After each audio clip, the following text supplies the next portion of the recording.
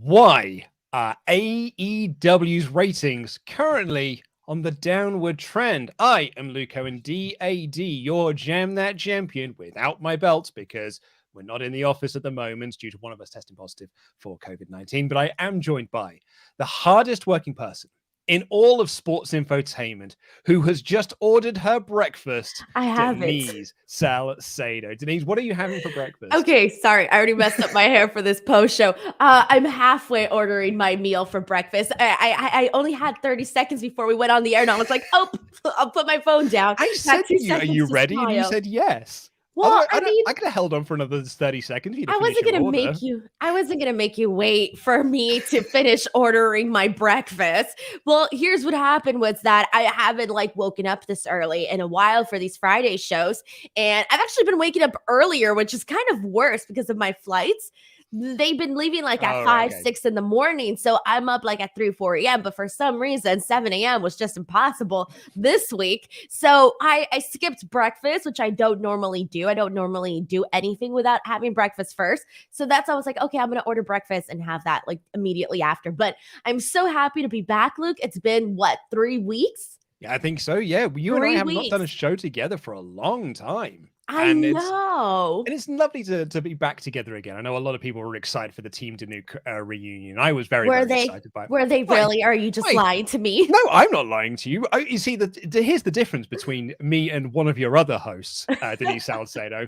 I don't bully you on air and make fun of you for things. When I tell you things, I don't make things up and then make you look. I felt so bad for you and all the step host thing. I was listening to the Fightful show and I was like, I feel sorry for Denise here. Everyone's being massively unfair. Right. I had people they were messaging me and they were like, dude, kudos to you, props to you for taking that BS. And I was like, okay, thanks guys, I appreciate it.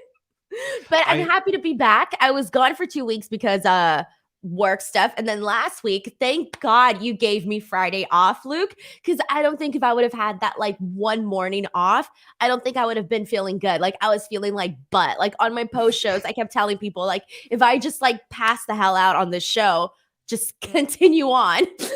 No one will be hosting the show, but you really helped me out there, so thank you. Well, I also figured as well, we were discussing 2K22, the video game. Oh, thank God. With Matt McMuscles on the show. And I said to Tempest, I was like, I really want to do the show with Denise, but I don't think she's going to mind too much if she misses this show. She definitely was not, especially because I was dying that morning. Well, I was feeling a little bit better, but I really needed the full 3 days to get a lot better. I think it was the right move for you not to do the show. Just relax and take care of yourself. It was.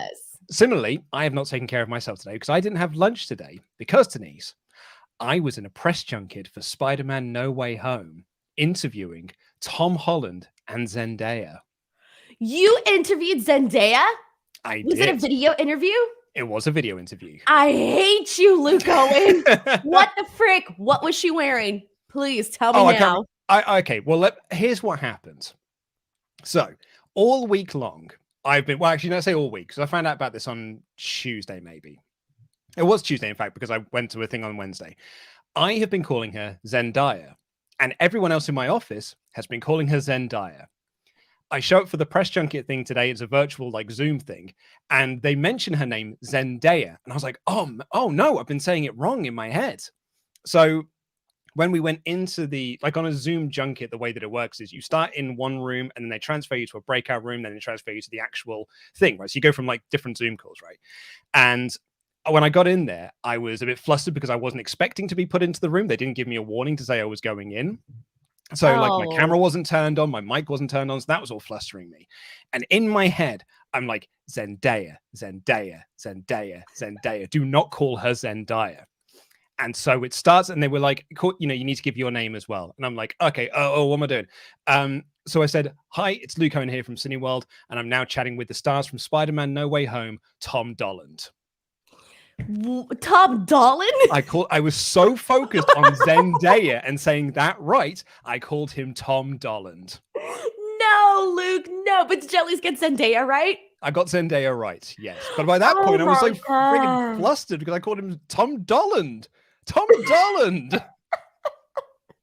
That is terrible. Did he even, was it one of those things where like he noticed or he didn't notice? I mean, I pointed out as well. I was like, Tom Dolland, that's not your name. Tom Holland. And he was like, yeah, Tom Dolland's the other guy. And I was like, oh my God. Okay, see, like, here's my trick. Whenever I can't pronounce someone's name, I just start with my questions and then I pre-record an introduction where it's just me, myself, and I can shoot it like 500 times if I keep messing up the person's names. But Luke, I don't know how to tell you this, but next time that you're interviewing somebody like Zendaya, ask Denise Salcedo, who is Zendaya? I will give you the information.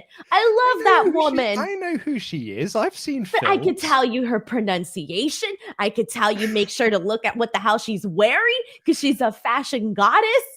She was cool. And they were very fun. Like we played a game together and the game was fun. But Luke, you don't even remember what she was wearing. Do you have any idea how disappointing that is? I was focused on getting my game right, and also I called him Tom Dolland. After that, I don't remember much else of what happened. I called him Tom Dolland. Did you black out afterwards? Was it just kind of like I was recording something with someone? You were like, "This is Luke Owen, and I'm talking it. Here's my question that I had planned."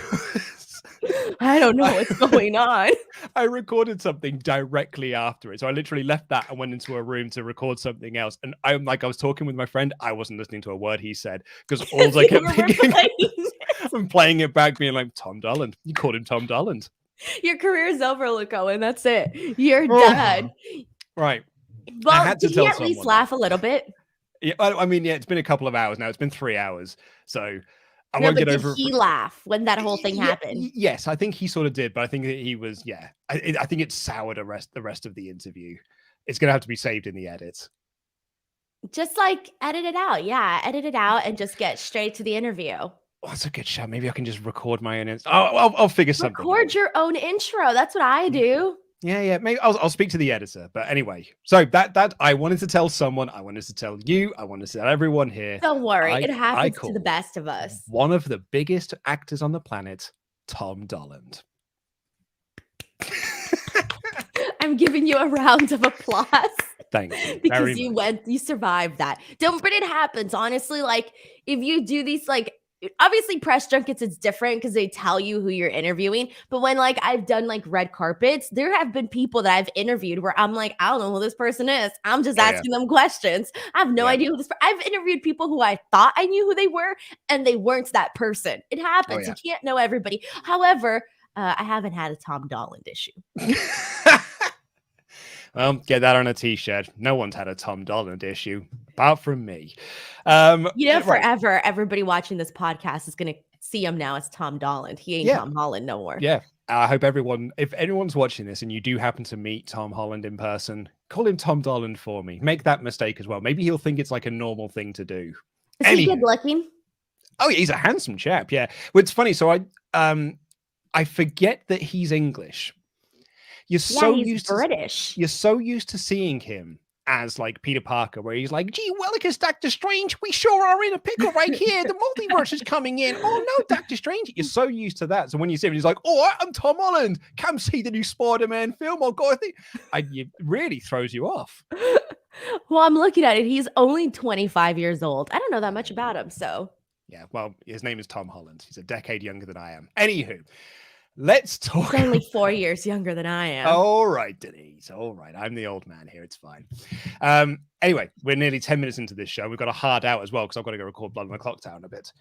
Let's talk about AEW's ratings because last week's number wasn't particularly great. Do you want to are you finishing up your order while I do my spiel? Yeah, I'm listening to you though. Yeah. Was it obvious that I was ordering food? I mean, you're not looking at the screen, Denise. Pardon me. I'm looking at my notes. I'm sorry.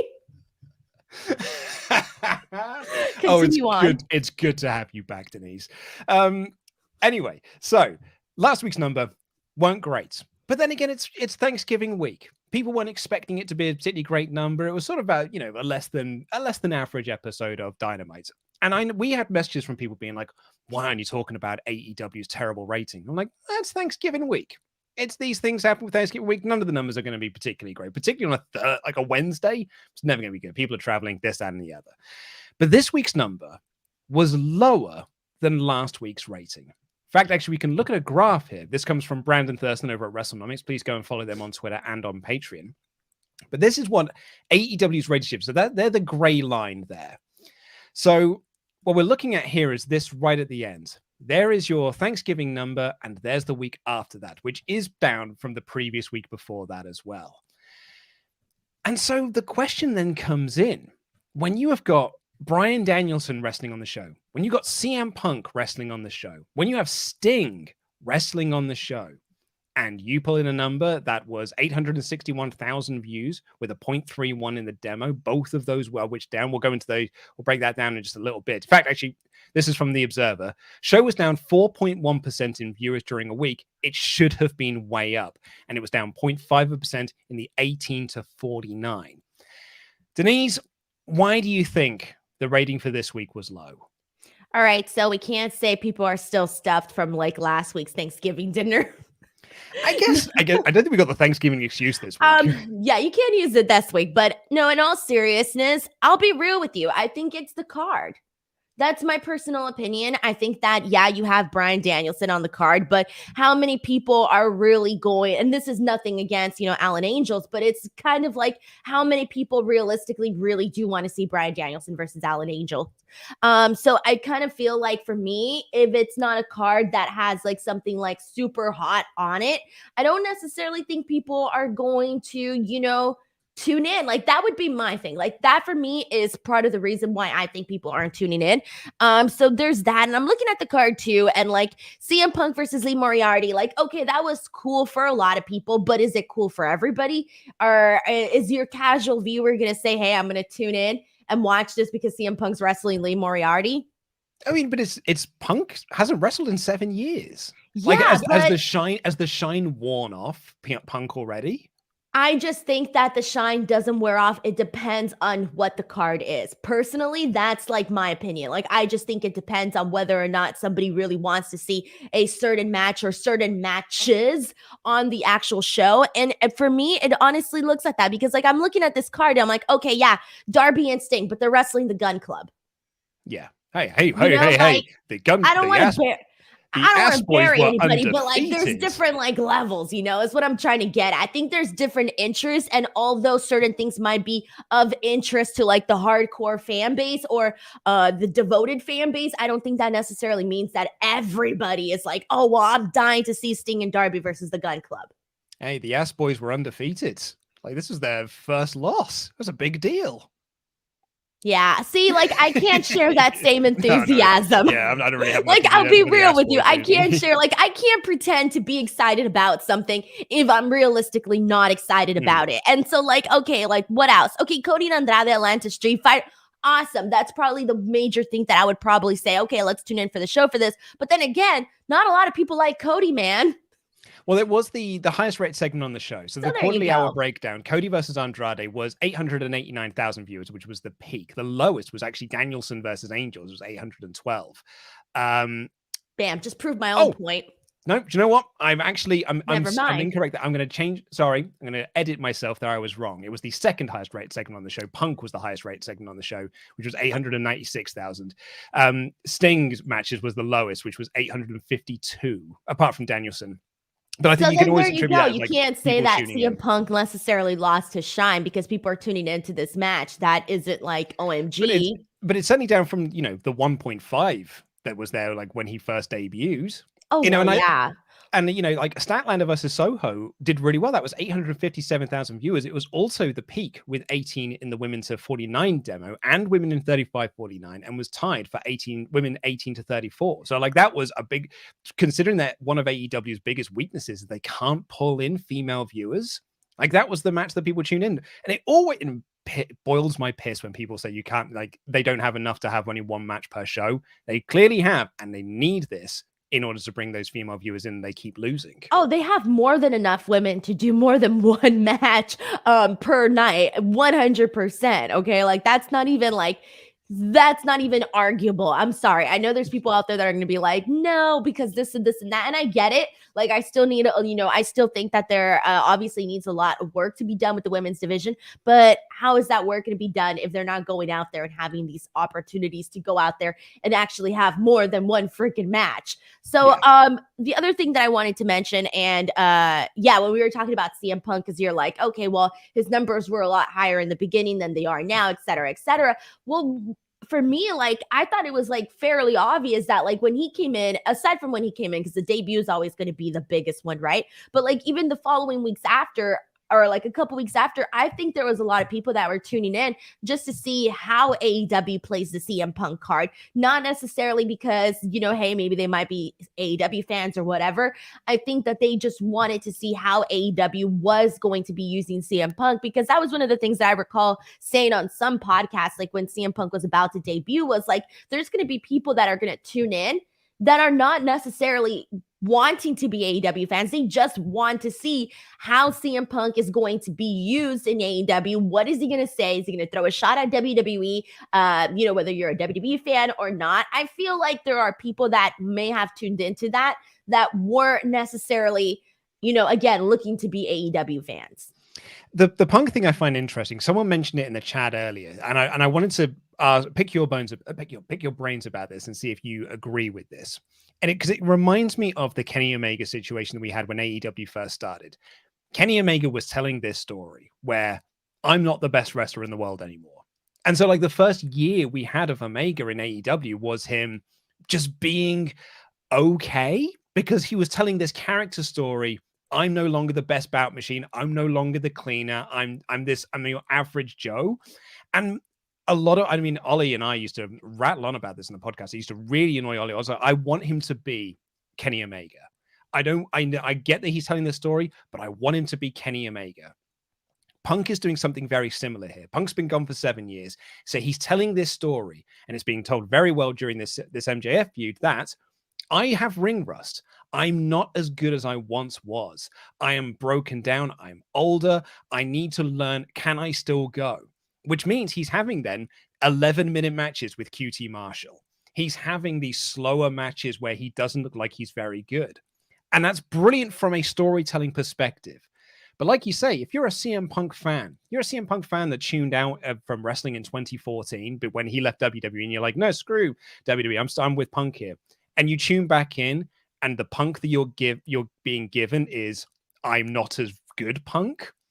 Like, is that then going to be like, well, maybe he wasn't as good as I remember him being, and now I'm not going to, and now I stop watching. And I'm not saying that is what's happening. I'm just putting it out there as a potential theory. See, because like it's the same thing. And again, like I just feel like there's certain guys, and I'm going to pull up CM Punk and make sure that I like when you have matches for CM Punk where it's like, guys, it really depends on who he's wrestling for me. Cause like, okay, seeing CM Punk and for example, all right. Okay, Eddie Kingston, that's different. He's a popular guy, so that's fine.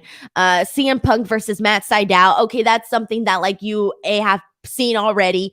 Okay, Daniel Garcia and Powerhouse Hobbs and Darby Allin, in my opinion, were the only ones where I was like, all right, shit, this is gonna be cool, because these are, for me, like if you're gonna do it, like if you're gonna be seeing the CM Punk that's not having matches against, I don't know, Adam Cole, Kenny Omega, etc., I want to see him have matches with guys that are those up and coming stars, the ones that are so good in the ring where they're like entertaining. Like I don't care to see CM Punk versus QT Marshall. Like that was not for me. Like when they announced that, I was so disappointed. And again, like I like QT Marshall and all of that, but not to be essentially seeing CM Punk versus QT Marshall. Like that's just like my personal opinion. And so for me, it depends. And I feel bad because like sometimes I feel like people they don't like to hear that, because we have a lot of people that like every single person on the card. I'm like, yeah, I like everybody, but there's different levels to who's a star and who's not a star, et cetera, et cetera. I like you. When they announced the Marshall match, I was like, it's a weird match to announce. But then it made sense with the MJF promo where he's like, you struggle to beat guys that are lower down the card. And you're like, oh, right, that's why you booked this match. But you don't know that going in. That's exactly it, right? So from like a ratings perspective, if you're a CM Punk fan, you're like, well, why the hell am I going to tune in to watch him wrestle QT Marshall, world champion darts player looking dude? Like he just, so it totally makes sense then why those Punk fans potentially came in to see the debut and haven't stuck around since. What I find very interesting about AEW, though, this is from The Observer. He was comparing the Google search based trends for Full Gear and Survivor Series. And AEW was way ahead, 7.5% ahead in terms of Google searches over interest in Full Gear than there was for WWE Survivor Series, one of the big four. Meltzer notes here, it's the second time in a row that AEW has garnered more interest for its pay-per-view than one of the four big WWE shows that took place around the same time. Because All Out had more search going in for it than SummerSlam. No, the other WWE pay-per-view. Was it SummerSlam? Okay. Yeah. Because it was All Out and you had the CM Punk debut and this and the other. So I totally get that. And I think it's absolutely, I think it kind of fascinates me then that there is clearly interest from wrestling fans that are they're more interested in AEW than they are in WWE, but it's not converting into viewers. See, here's the thing too. And this is where, again, I got to go back and blame the card and blame the build because you had, all right, so comparing AEW Full Gear and comparing freaking Survivor Series. All right, man, I almost feel like I can't compare them. And you want to know why? Because one company put effort and the other did not put any effort. Let's be real. The golden egg. Come on. Come on. Exactly.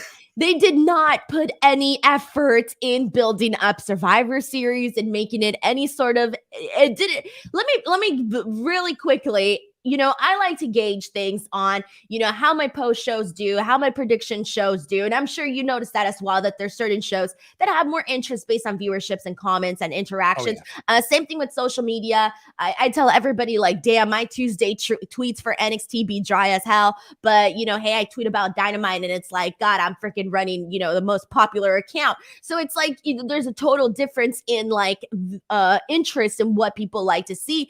Anyways, but when I did my Crown Jewel prediction show, that one did like 10 times the viewership for my Survivor Series prediction show. Like, seriously, think about that. Crown Jewel getting more of interest. And that show didn't even have that much interest, but it like sweeped my Survivor Series prediction. Ain't nobody cared about that show because nobody had any interest in Survivor Series. And so like, I'm looking at that and I'm thinking to myself, like, that is freaking crazy if you think about it. Because again, Survivor Series is one of those, I don't think it's a big four anymore, but it's still, it's still technically, I don't know. Is it not? Whatever. This is arguable. Yeah, it's sort of seen as one, but I think like when they started calling it the Big Five and adding Money in the Bank in there, I was like, I think Money in the Bank has probably replaced Survivor Series at this point. Yes, it has. It definitely has. And that one's they're going to be doing it in a Allegiant Stadium, so that's going to be huge for that within itself. But it's like that's the only reason why I feel like I can't compare those two, because I feel like WWE essentially said, whatever, we ain't gonna try on this one, and AEW was like pushing and promoting and building and doing all of this stuff for Full Gear. And so you have all of this entrance and there's a bunch of matches you cared about on that card. I can't tell you one match that I cared about besides maybe the Charlotte Becky Lynch match on Survivor Series. As actually just been pointed out in the comments, you did have Tempest on the Crown Jewels prediction video, so maybe that's why it did so well. There you go. I got to bring back Tempest. The other thing as well, and this is actually you're almost the perfect person to be asking this question. So on October 25th, TNT decided to move AEW to live on the West Coast. Previously, it had been shown on delay. Now it's being aired live in West Coast and Mountain time zone. I don't really know American time zones. It's a specific time zone over here for us. Thank you. So that means that Dynamite in the West Coast now starts at 5 p.m. As someone who lives out on the West Coast, do you think that affects because you can almost see like from the time they did that, that's when the ratings start to sort of drift off. Do you think that's had an impact? Ain't no one home at 5 p.m. Like, I'll just be real. Like, well, I mean, obviously it depends on everybody's work schedule, right? If you're working from home, cool, whatever. Pop in Dynamite if you want to watch it. But if let's say you get out at 4 or 5. Well, a lot of people get out like at 5 p.m. That's usually the 9 to 5, right? Okay, you get out at 5. Bro, you're going to be in traffic for a long time. You're going to be in traffic at least, depending on your commute, at least 30 minutes to an hour, depending on where the hell you're driving. Ain't nobody getting home at 5:15 to watch no freaking show. With that being said, again, obviously that depends on everybody's lifestyle. But like for me, like, the only reason why I can watch freaking Dynamite on the regular time that everybody watches it is because I got Sling TV to do that. But if it wasn't for that, I would have to wait till like everybody's done watching Dynamite to watch the show. Now, if that's something you're already used to, then that's the time you're going to watch it. I don't know how much that plays into this, but I just feel like if you're already accustomed to watching at a certain time, then that's the time you're accustomed. Like I remember for years, it took me a really long time to get used to watching Raw at like 5 p.m. because I used to watch Raw at 9 p.m. and that was my norm every Monday. 9 p.m. That's when I would hop in to watch Raw. And I remember when I finally was able to watch Raw at 5 p.m., it was like an entirely different world. But keep in mind, I was a student. I wasn't, hard at work. At 3 o'clock, I'm home already for the day. So it's like I was able to watch that. But if you're somebody that actually works, if you're a grown adult, chances are you're not able to come home at that time. Well, exactly. And I think if you actually look at the ratings for this week's show, that Danielson Angels match, 812,000 viewers was the number for that rating. The next quarter, the next segment, Punk Moriarty, was nearly 900,000. It's like an extra 100,000 viewers tuning in once you get into a bit more of I have now finished work, I have finished my commute, and now I'm home and I'm switching on the TV. Like, I think it's a clear point as to why the ratings have dipped down. Actually, if I bring the graph back up, in fact, where's my graph? Like, you can almost see it there from the exact moment that they made the announcement. It's where it starts to drift off. Like, look at that from like the start of October. Yeah. Oh yeah, for sure. Yeah. All right. It took me a while. I was like looking. I was like, what am I looking at? It's the gray line that we're looking at. Yeah. But with that said, so I think there is certainly an argument to be made that the 5 p.m. start time certainly does hurt it on the West Coast. But it was also coming off the back of a really hot show. You talk about like the numbers that we do for our post shows and things like that. The post show that we did for the MJF and Punk segment is the most watched Dynamite show that we have had probably since All Out. I reckon since like the Punk debut episode of Rampage, it was like 50,000 views for that review. And like Dynamite tends to average between 25 and 30. So there was like nearly double the amount of people tuning in for that show. This week, back to where it was before. So there was intrigue from that episode. And those people that were intrigued by that did not return for this week's one. And I think that's a very, very interesting thing. That's got nothing to do with time zones. That's got nothing to do with Thanksgiving holidays. It's got nothing to do with this and the other. That is specifically to do with interest in the show. Exactly. That's all it is. Were you entertained? Was this newsworthy? I mean, we all know when it's a newsworthy show, people are going to have more to discuss, more to talk about. Like, not everybody wants to come in to hear a review about just like your random match. People want to come in and get thoughts on like, hot stuff that happened on the show, because obviously the more intrigue, the more news that actually breaks or happens during a show, the more interest there is, period. That's that. But or you have a really controversial take like I had on the Raw post show that we did, which like, what was your controversial take? The Miz is all right. He's not that great. Yeah. He's not that good. Get out of here, Luke. This is too controversial for me. Oh man, I was cracking up about that because Edge was all like, I want to wrestle people like AJ Styles, and he mentions Kevin Owens and Finn Balor and all these great people, and then bam, the Miz comes out. I was like, bruh. Dang. I mean, I'm glad we get on the same page here. Although that was a phenomenal segment. It was a phenomenal segment. I didn't like it much. Oh, you didn't like it? Oh, I said in the Raw review. So in what world did you get the Miz is all right? Well, it's because I said so we called the show because of the off the back of MJF is a less famous Miz. We called the show The Miz is a less good MJF. Okay. And that really sparked a lot of people. Like, people got really mad at me and my anti-Miz agenda that I've been pushing on this channel for 5 years. Whereas like, and the reality is, I think the Miz is fine. Like he is a solid 2.5-star wrestler and has been for the past 17 Oh, a years. lovely 2.5 stars.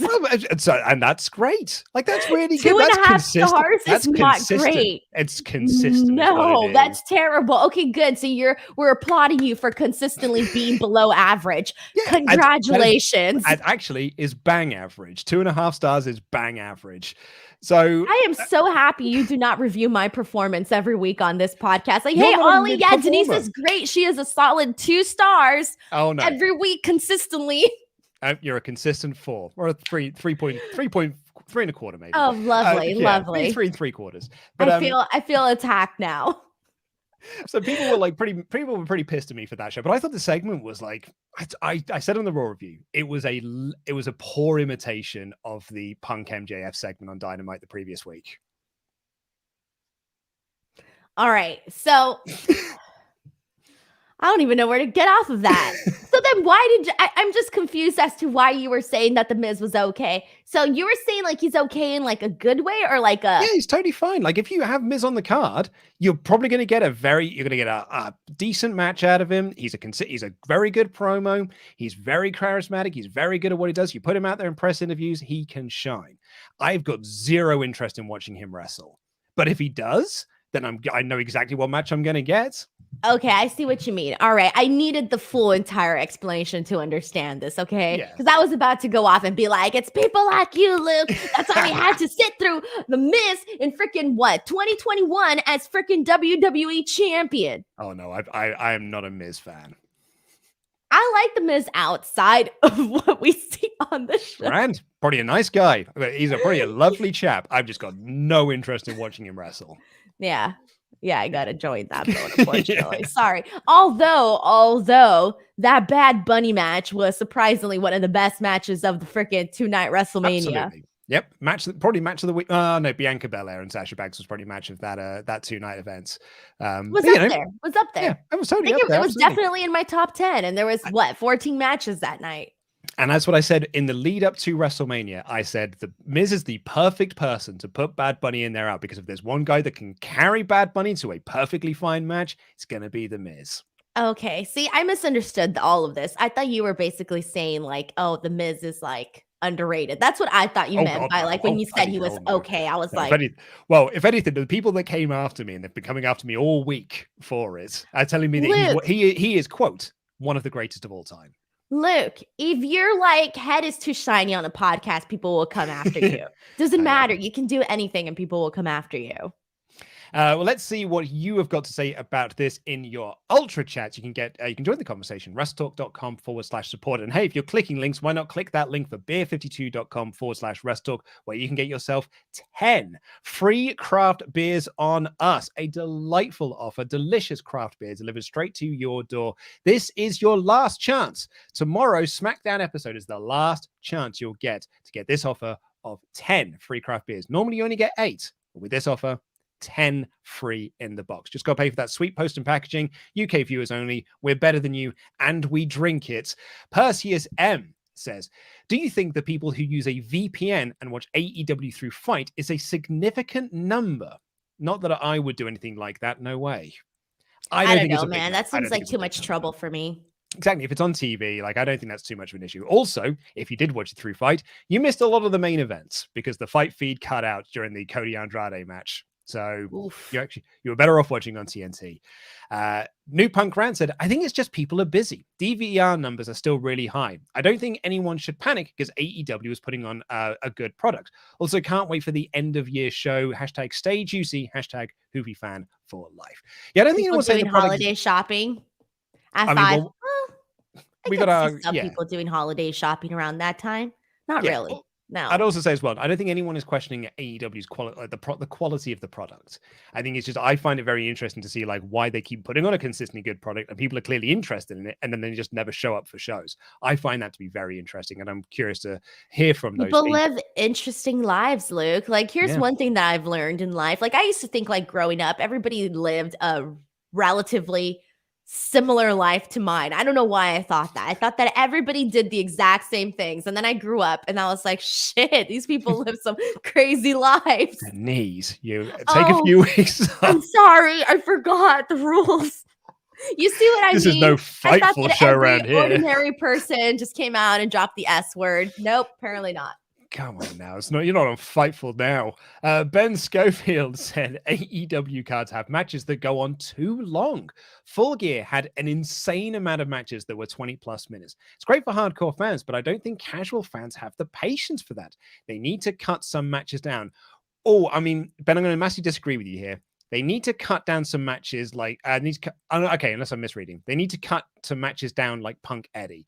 I'm trying to work out whether you're saying they needed to cut that match down. I get what he's saying because I was sitting in that crowd and when they started such a high point with Darby and MJF, that was so good. And then like I didn't think Miro, Bryan, Danielson needed all of the time that it got. Like, bro, I was freaking exhausted. And I was like at the top of the show. I was like the second match or like the third match, whatever. And I was just like, oh man, this match is taking forever. Like I remember thinking that as I was sitting there, and I remember like looking around and everybody kind of had like the same face I did where they were like, this is taking a little while, you know? So I get it. Yeah. Not every match needs to go whatever length that it goes. You know, they can trim some down. It's okay. I'll tell you what match did not need to go long was that friggin' tag match with Cody and Pac versus. Oh, I'm going to have to disagree with you on that. Dude, I love the length for that. And you want to know why? You want to know why? You want to go food? I went to go get food. Yeah. I came back and like, I think I was like, not like halfway through the match, but like I had enough time during the entrances to go upstairs, get food. I had a slow ass person working the cashier thing and they were like super slow and I still made it back on time to watch the rest of the match. So I can't complain too much on that one. They gave me a break to go get food. Charles Berg said, as I said yesterday, the cracks are showing in AEW. When it was early on, people would get over easily. We could only focus on the sunny side up. But at this point, I haven't been very critical on the program, but AEW needs more egg. It will bring in the viewers. Dude, that egg, man. People were talking about it. It made you watch Red Notice. It made you watch Red Notice. It did. Well, I mean, I was gonna watch it anyway. I tend to watch all of the Rock's movies. I'm a mark like that. I'll watch all of the Rock's movies. But yeah, I started thinking, I was like, you know what? Let me watch this Red Notice stuff. So we've got our end of year awards form out at the moment. So like all of our on-screen talent, our editors, our website writers, the extended WrestleTalk family, like yourself and Sean and Chris Van Vliet and Going in Raw and everything like that, Crime Pooh Bear. And on that, for the first year, we're doing worst pay-per-views as well. We're doing worst pay-per-views and worst matches as voted for by us and by some of our Patreon backers, this and the other. And currently leading the charge is Survivor Series. Survivor Series is currently like leading the charge as like the worst pay-per-view of the year. And I'm puzzled by that. Then the only reason I'm puzzled by that is because I look back at the live reactions that we did and we had so much fun watching that show because a friggin' egg was the main storyline. And Vince McMahon, they were like, I got this egg, give it to me by The Rock, Dwayne Johnson. And Roman Reigns is now in here. And I've got this egg. Someone has stolen my egg. And I want everyone on Raw and SmackDown on the show. And I was like, this is the greatest storyline they've ever done. We were in fits of laughter and all this egg stuff. So I can't in good faith nominate as one of the worst shows of the year because I had Here's too much the difference, fun Luke. You had friends and you're watching the show with friends. Yeah, when you're watching the show by yourself and you're thinking, Jesus Christ, I'm watching a show about an egg. What's my life gone to? And then you're sitting there, all of a sudden you're not watching Survivor Series anymore. You're evaluating your life's decisions and how you got to this point in time. Rangers Mayhem said, the issue with the ratings is that AEW is currently on at 5 p.m. For European viewers on the West Coast. It's currently on the West Coast. I would worry that the ratings are the same after the TBS move and the time slots go back to normal. That will be very interesting. Redmond Survivor, this year's Dynamite Thanksgiving episode was up in the ratings from the 2019 and 2020 Thanksgiving episodes. That is clear year-to-year growth. Also, let's not forget, Dynamite isn't airing in the usual West Coast slot until January. AEW is fine. Punk Rocks and Soda. I'm trying to say this with as little bias as possible, but I don't think last week's closing segment hooked people. Not a fan of Cody, and honestly, if I wasn't super into Paige, Danielson, and Punk, I wouldn't have tuned in this week. Yep, I told you. Cody's got some heat, man. And it ain't just the flames from that table. The Shadow Ranger said, the big name signings like Punk, Danielson, and Cole all fall into the category of their fans were already watching AEW. They need to sign talent that will appeal to people that don't already watch. Wait, so they're saying that Punk Danielson can't appeal to people that aren't watching? Their point is that their fans, the fans that they would have brought into the product, were already watching the product already. So they're not bringing in new viewers. They're just they just got the same viewers that are already there. I don't know. I don't know how I feel about that one, because I think that CM Punk may have brought in some I think so. new viewers to AEW. Maybe not new, obviously not new wrestling viewers, but new AEW viewers. I do think that Bryan Danielson may have too. Maybe to a lesser extent Adam Cole, but them too just a little bit more because they were, big stars in WWE. Also, I think the casual fan is a hard beast to crack. Dude, the casual fans out there having a life, man. I don't know what to tell you. Like, it's so interesting to me because, like, I always, we always talk about, like, the kids, right? And, like, a younger demo coming into and watching wrestling, okay? Now, I have, like, tons of, like, young kids in my family. I'm talking, like, 18, 16, 15. So many of those teenagers that, those are the people that you want to bring in. I can tell you that wrestling is probably the last thing on their radar behind the dumbest thing that you can think of. Wrestling is way behind there. It is nowhere in their radar. It's just not, it's not the level of cool that it used to be. And every time, like when I see what like my cousins are into and what they're watching, I'm just thinking to myself, damn, everybody doesn't get the freaking young dev. Even me, like I watched some of the stuff that they were interested in because they were making me watch YouTube videos of like these YouTubers that like chug beans and weird stuff like that. And I'm like, this is what you guys watch? And they're like, yeah, we love this stuff. And I'm like, the frick? I'm like, NXT 2.0 is over here trying to get the younger demo, and this is what the younger demo is actually watching. It's crazy. So like, what you're saying they're not interested in wrestling. So what you're saying is they need to have Bron Breakker chugging beans. Yeah, they literally, that's how you get the viewers, man. Don't tell me, like, if you don't believe me, go ask, like, whatever teenagers go ask them what the hell they're into, and you'd be very surprised. Like, I couldn't believe it. I was astonished. New Punk Rants said, wrestling fans are fickle and have a WWE mindset to only care about 3 people and not be open to newer wrestlers. Fans complain about watching new stars, but resist the work being done. AEW is a variety show and fans want less variety. It's WWE logic. I don't know if I fully agree with that, but I appreciate the message. Jonathan Hedman said, I think you're right that people aren't liking the way the Punk story is being told. He seems to be having the Cena-style matches, get beaten up for most of them, and then wins. CM has become Cena match Punk, in my opinion. And that's the fact. I think it's so interesting because it's done on purpose. It's really been like he is having those styles of matches on purpose. And I think some people are just not behind it. And that's fine. I don't think you got to be behind everything. Yeah. Like, I'm tired of like people not being able to say, I don't like this. Like, I'm a fan, but I don't like this. It's okay to not like the direction in which something is going in. You don't got to like every single thing that every other person likes. And like everybody sitting here watching the show probably can think of something that was super popular that they just didn't get, that they just didn't like, they couldn't get behind of. And it's fine. That's what entertainment is. It's going to be entertaining to somebody and entertaining not to other people. That's perfectly fine. Like for me, I didn't get the hype for Lord of the Rings. I was didn't get it. More of like wrestling. Although I only watched Lord of the Rings because I had the biggest crush on Aragorn. Viggo Mortensen. Is that his Mortensen? Oh, Viggo Mortensen. Viggo Mortensen. Thank you. I'm a nerd. Oh, I had the biggest crush on him. He was the only reason why I watched Lord of the Rings. And once I got enough of it, I was like, I'll just download his picture on the internet. Nicholas Wong said, I think the rating dips is because there's too much wrestling and not enough egg. For real, though, I think the special episode and pay-per-view would be better indicators of interest. Curious about when Dynamite moves to TBS and how that will affect ratings. I think the Winter is Coming episode, even though the Winter is Coming episode does feature Wang Man, is going to do a pretty decent number. I love Wang Man, man. Wang Man rocks. Wang Man shit. I was so... Denise. I'm sorry again. Oh my God. I'm not meant for family. Can our Friday show just be like the TV 14 show? Can we put mature rating? It's YouTube, it's not me. Ben Schofield, for clarification, I meant more matches needed to be the Punk Kingston length. Yeah, that's very nice.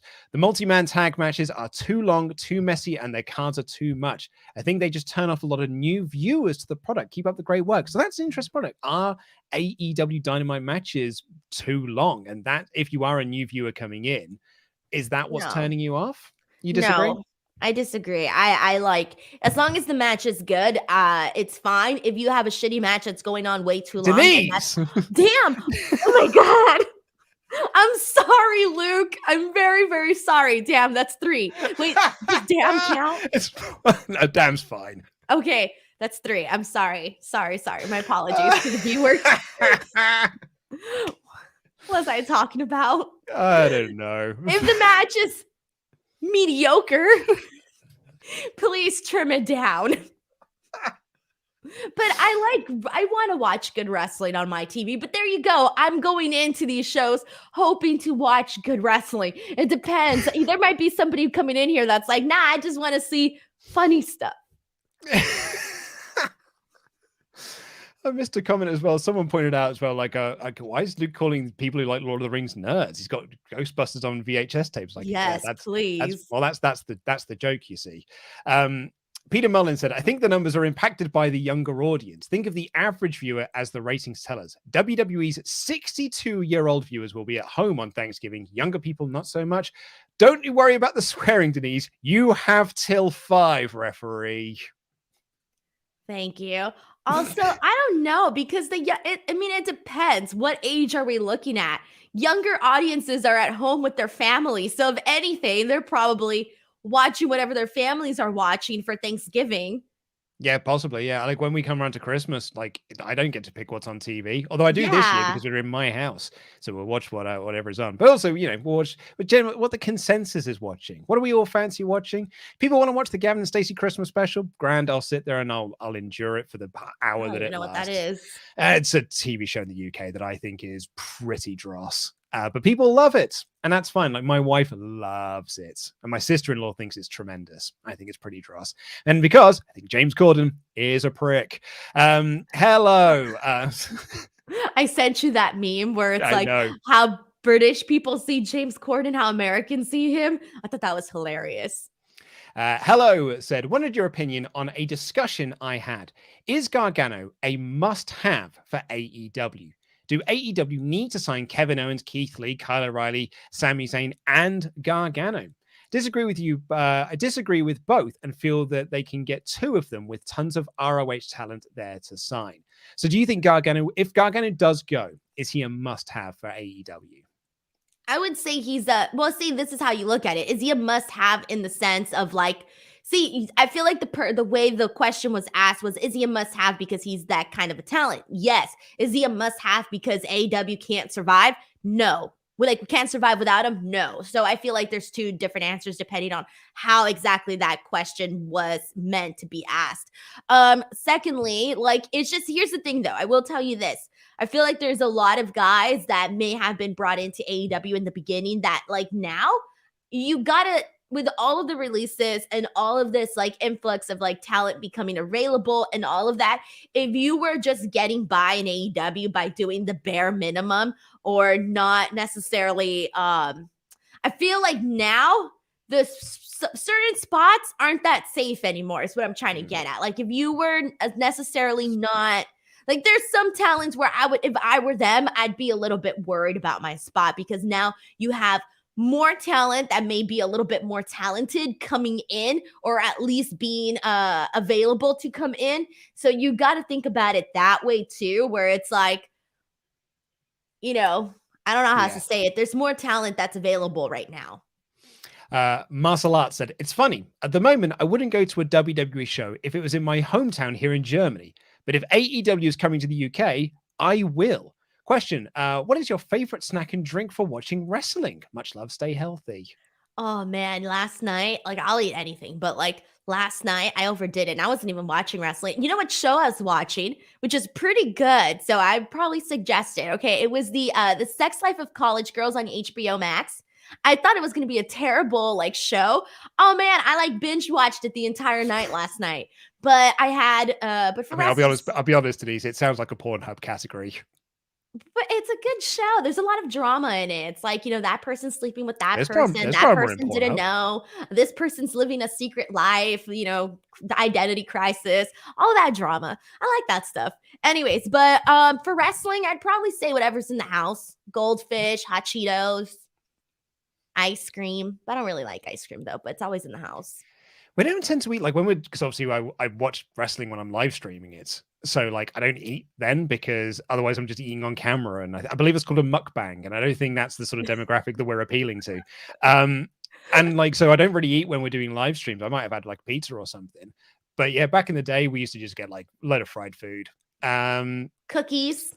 Yeah, cookies, I guess, sweets. Yeah. I go with whatever's in, but here's what I've noticed though. The like 3 hour, like Raw for me is like the one where I'll snack the most. I don't snack during NXT or AEW or SmackDown sometimes.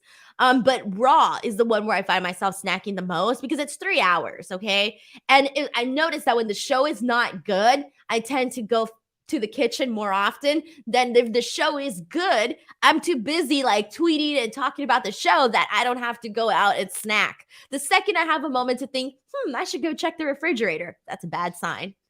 As for drink, it's usually a bev, usually a beer. Beer52.com, in fact, when we're watching live streams. And when I'm watching Raw and Dynamite and anything like that I've got to review in the morning, it's a cup of coffee because I'm watching it at 6:30 a.m. Beer 52 for me too. Thank you, Denise, even though it's only in the UK. Christian says, hey, guys, support the sponsors, man. Christian says, yay for the reunion of TeamDeNuke. Luke, please sing Reunited and it feels so good. I'm just glad to see the return of Denise, step host Salcedo. How are you doing, Denise? I hope you're well. I also chatted last week about you and the step host business. My goodness. I'm doing all right. We had a guest on last week. We had Matt McMuscles on the show last week. So he was probably like, what the hell is going on here? Right? And so when a question came in about step host, me and Tempest, we knew what the question about. Matt was just there looking very puzzled. Somebody tagged me in something, and I don't understand what was happening, but somebody formulated some sort of theory about me. What? Here on WrestleTalk. Oh my God, that was me and Adam. What the hell was this theory? What was our theory? Because somebody said, I agree with the theory. And I was like, what theory? Yes. What are you guys talking about? I remember now. So me and Adam did the mailbag show because you weren't well last week. So me and Adam did it instead for Patreon. And we came up with a theory, but I cannot remember what it was. What do you mean like a theory? We were joking around as to like why you didn't want to do the show or something. Oh. And it was something along those lines. It was really good. I cannot remember what it was. Well, it wasn't that good if you can't remember your own theory. Exactly. Yeah. I mean, I very much enjoyed Adam's theory about your nan, your grandma. Oh yeah, I told her that. By the way, she got really mad, like shoot mad. She was like, in Spanish too. She was like, "How could you think that about your great?" I don't even know my great grandma. Damn, she was so mad, Luke. She was like, "Don't even say that. Don't even put that out in the universe." I was like, why am I getting in trouble? Adam said it, not me. Adam pissed off my grandma. Marco Dominguez says, what are you doing with the Wangman, step host? Love you guys. Great discussion today. 10 Russell said, hey guys, great to hear from you. Denise, damn that mouth of yours. AEW needs to get more punk rock. Punk needs to be the voice of the voiceless and violent. Adam Page needs to be a HBK 95 style champ. I fear with a lull in interest. I don't think there's a lull in interest in the show. That is the one thing I would definitely say. I also think the last thing we need is for Adam Page to be a HBK 1995 champion. The last thing we need is for Adam Page to go full Shawn Michaels in this situation. Late 90s Shawn Michaels. That's the last thing we need. Damn. I can't argue too much with that. It's not great. Amir said, I think there's a direct correlation between the start of the rating decline and the start of the NBA. Dynamite's competing directly with the NBA on ESPN. I consider myself a casual fan who is choosing the NBA over Dynamite. Amir, usually you are right, but just to go back to my notes here, that Dynamite the episode last night, didn't have a big NBA competition. The NBA match that it went up against placed 74th in the overall ratings. So they didn't actually face any, there was no competition from the NBA last night. It was a disappointing number for the week. And lastly, Jonathan Hedman said, few more thoughts. I got it. AEW needs better ratings. Is it more cowbell? Also, why isn't War Games on Wrestle League? Can we have Potty Mouth Denise on the After Dark show? Oh, I'd love to have Denise on WrestleTalk After Dark. That'd be great. What is the After Dark show? So After Dark is a Patreon show that we do where we basically just drink together and we talk about stuff. I don't drink though. Well, unless it's beer 52. Hold on, and we talk about things that aren't wrestling. And we talk about everything else. So we nerd stuff. It's not necessarily. I mean, it tends to be a lot of nerd stuff. A lot of board See, game I chat, can't take part in that. A lot of D&D chat. See, I'm out. Chat. I'm out. I cannot. No nerd stuff allowed. No, it's fun though. We have a very nice time with it. I'm gonna be there like, yeah, D&D rocks. Good for you guys. It is. There was a point we did it After Dark a couple of months back. It was me, Pete, Abby, Andy, and someone else on the show. It might have been Tempest. And me and Pete Quinnell went on a 10-minute chat just talking about speed runs, like speed running video games and watching Games Done Quick and the summer Games Done Quick events. And we were just chatting for ages about this. And like the other people looked so bored as we were chatting about speed. I'm bored hearing the synopsis. It's more about speed running Mario 64 blindfolded. We were like, wasn't it cool? Wasn't it so awesome the way that he did it? And everyone was like, I don't care. But me and Pete had a great time. Yeah, I can't. No, do not include me in this After Dark stuff. Unless you guys want to talk about, I don't know, something else. We could talk about Mariah Carey tracks if you'd like. I already did that with Will. I know. Well, you also did that WWE WF album without me as well. I'm very sorry. I apologize. So mad at you for that.